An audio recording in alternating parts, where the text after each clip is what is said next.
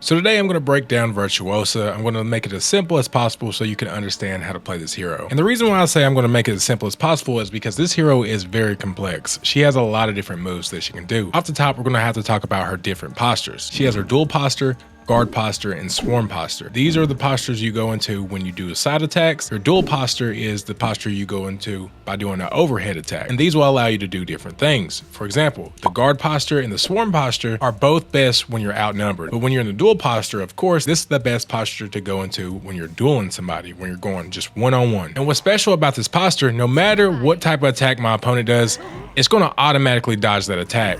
Now, they can guard break me out of this, but long as I'm in this posture, he's never going to hit me. So once again, to enter these postures, overheads to enter the duelist posture. In this posture, I have quicker attacks. So if I throw an overhead heavy, it's going to be unblockable. If I throw an overhead light attack, it's going to be a super quick light attack. And no matter whichever one you do first, you can chain each of them together. So that was the light attack to heavy. Then you got the heavy attack to light attack. Either one works. And from the duelist posture, which is the overhead, you can do a guard break, do a quick kick, and guarantee a light attack. Let's say I'm fighting multiple people. So this time I'm going to try the swarm posture. This posture is actually the left side. You can do this by throwing a left side heavy or a light attack. It doesn't really matter. Now if I throw a side heavy, it's just going to be a normal heavy. And if I do a left side light attack, these attacks will actually do some bleed. Now in the swarm position, which once again is the left side, if I press guard break, she'll do this long drawn out attack that does about 15 damage. So keep in mind, if you're in this posture, you're not going to do a bash. You're actually going to do sort of a grab. But this time we're going to go into the guard posture, which is the right side. So you just do this by throwing a right side attack. Now I'm in the guard posture. So now I'm going to go into the guard posture, and I do this by throwing a right side attack. No matter if it's light or heavy, now I'm in the guard posture.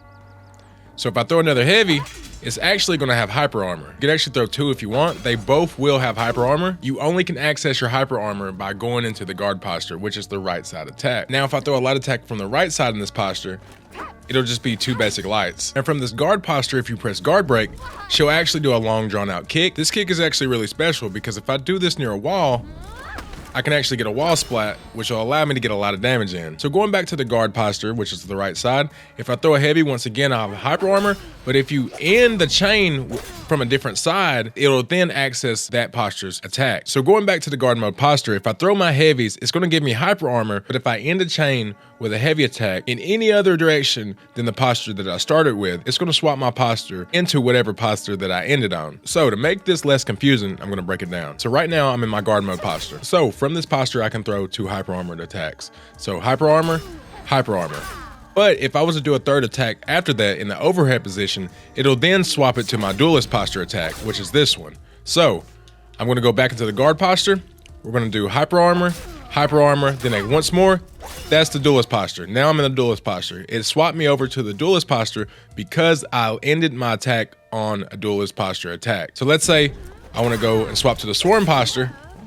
Now I'm in the swarm posture because I ended my attacks with the swarm posture attack. I know it's a bit confusing, but once you get this down, it's not really that bad. It doesn't matter if 4 people's coming at you at once. She's going to dodge everything long as they don't guard break you, which is kind of crazy. Now from this posture, you can actually taunt your opponent. This really doesn't do anything besides, try to pressure them to come at you. She also has a bash, simple bash. It guarantees a light attack just like any other hero. But after that light attack, of course, you're going to go into your posture once again. And if you look closely, I'm in the duelist posture. You could tell like this is the form that she's in. But if I do the guard posture, she's going to kind of like put her hand up, have her sword behind her back. Then if I go and do the swarm posture, she's going to have both of her hands out. That's how you could tell what type of posture you're in. Because if she has both of her hands out like this or her hand up like this, that means this is the best position to fight multiple people. But if I do an overhead, she'll have her sword forward with her left arm kind of back. That means I'm in the duelist posture. This is best for dueling people. Something else that she can do that's pretty weird is the fact that if you're running unlocked and you just press guard break, she'll kind of slap them. This will allow you to start up your combos. So I can run up to them, slap them, start up my combos, do anything I want after that. Really nice. Now her zone's really weird. She throws her sword up and it does only 1 damage, but you can use this to chain up different attacks. As you can see,